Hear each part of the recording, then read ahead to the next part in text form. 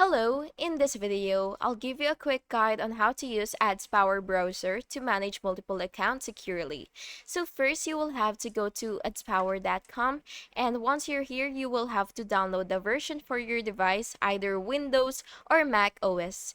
And now you will install and open the app, then log in or create a free account.